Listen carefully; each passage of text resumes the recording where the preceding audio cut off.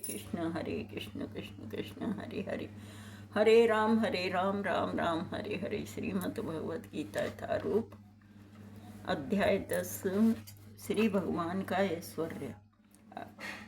श्लोक नंबर 12 और 13।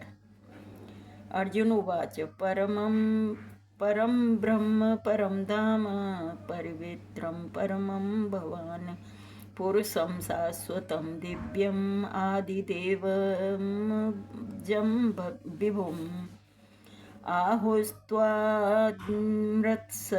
सर्वे देवर्षि नारदस्तथा असितो देवलो व्यासः स्वयं चैव ब्रवीषि मे। अर्जुन ने कहा,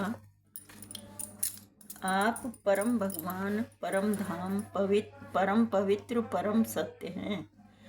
आप दिव्य, नित्य दिव्य आदि पुरुष, अजन्मा तथा महानतम हैं।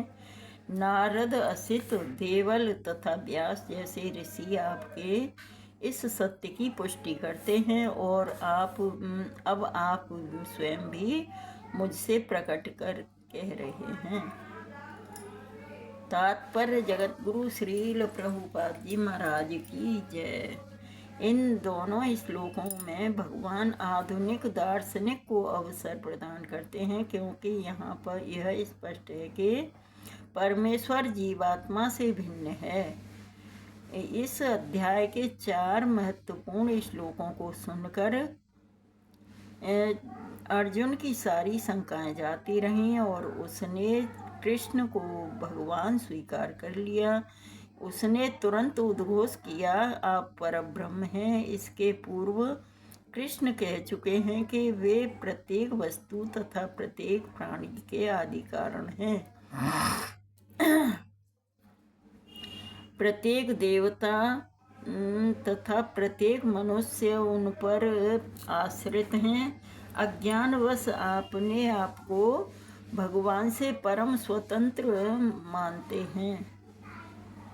वे अज्ञानवश अपने आप को भगवान से स्वतंत्र मानते हैं। ऐसा ज्ञान भक्ति करने से पूरी तरह मिट जाता है। भगवान ने पिछले श्लोकों में इसकी पूरी व्याख्या की है।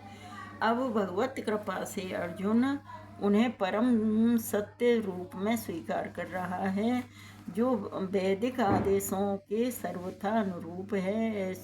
ऐसा नहीं है कि परम सखा होने के कारण अर्जुन एक कृष्ण की चाटुकारी करते हैं। उन्हें परम सत्य भगवान कह रहा है।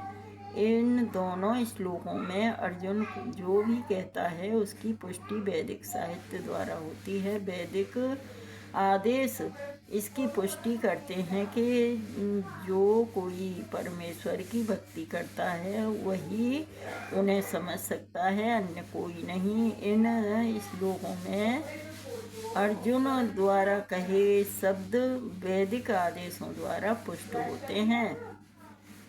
केन उपनिषद में कहा गया है कि परब्रह्म प्रत्येक वस्तु के आश्रय हैं और कृष्ण पहले ही कह चुके हैं कि सारी वस्तुएं उन्हीं पर आश्रित हैं। मुंडक उपनिषद में इसकी पुष्टि की गई है कि जिन परमेश्वर पर सब कुछ आश्रित है उन्हें उनके चिंतन में रत रहकर ही प्राप्त किया जा सकता है। कृष्ण का यह निरंतर चिंतन स्मरण है जो भक्ति की नव विधियों में से है। भक्ति के द्वारा ही मनुष्य कृष्ण की स्थिति को समझ सकता है और इस भौतिक देह से छुटकारा पा सकता है। वेदों में परमेश्वर को परम पवित्र माना गया है।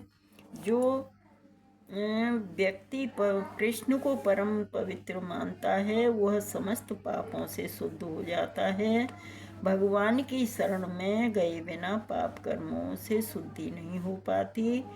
अर्जुन द्वारा कृष्ण को पवित्र मानना वेद सम्मत है। इसकी पुष्टि नारद आदि ने ऋषियों द्वारा भी की गई है। कृष्ण भगवान हैं और मनुष्य को चाहिए कि वह निरंतर उनका ध्यान करते हुए उनसे दिव्य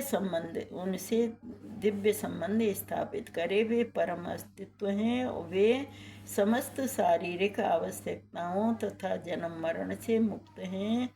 इसकी पुष्टि अर्जुन ही नहीं अपितु सारे वेद पुराण तथा इतिहास ग्रंथ करते हैं। सारे वैदिक साहित्य में कृष्ण का ऐसा वर्णन मिलता है कि और भगवान स्वयं भी चौथे अध्याय में कहते हैं, यद्यपि मैं अजन्मा हूँ किंतु धर्म की स्थापना के लिए इस पृथ्वी पर प्रकट होता हूँ। वे परम पुरुष हैं, उनका कोई कारण नहीं है क्योंकि वे समस्त कारणों के कारण हैं और सब कुछ उन्हीं से उद्भूत है। यहाँ ऐसा संपूर्ण ज्ञान केवल भगवत कृपा से ही प्राप्त होता है। यहाँ पर अर्जुन कृष्ण की कृपा से ही अपने विचार व्यक्त करता है।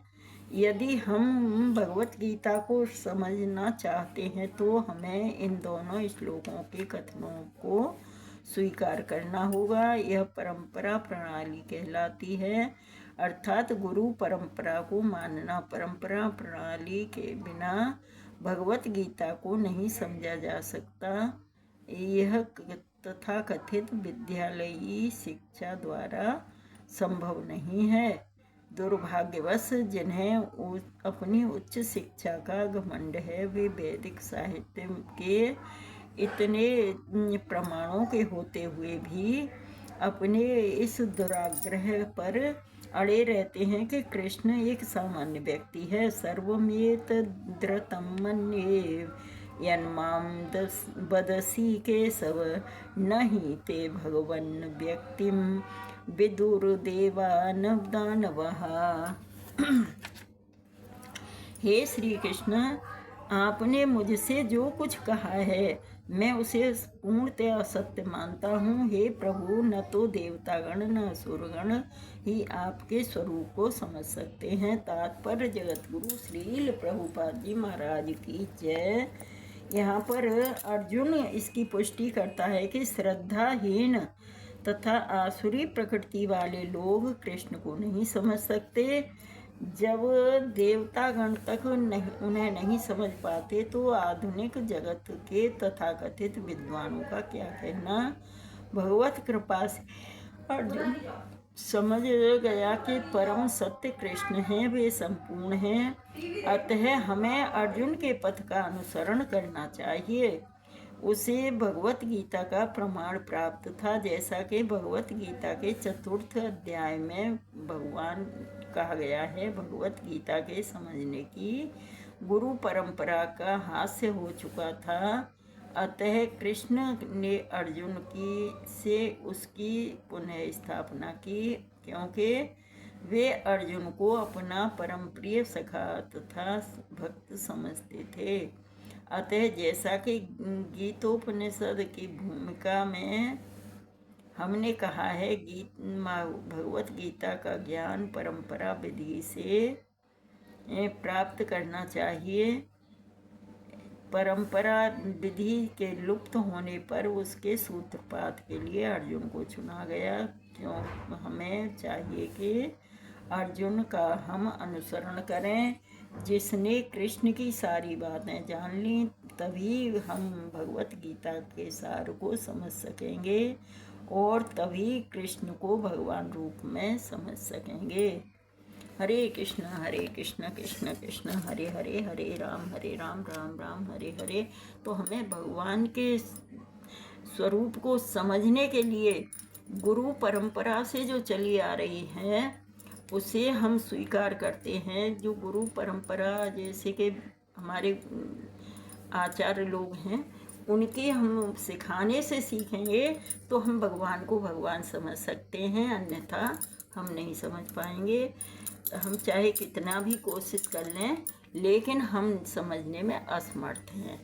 और अगर जो हम गुरुओं के और अपने आचार्यों के उनके पग चिन्हों पर चलने की कोशिश करेंगे तो हम अवश्य भगवान की लीला को समझ सकते हैं और समझ के भगवान को प्राप्त कर सकते हैं।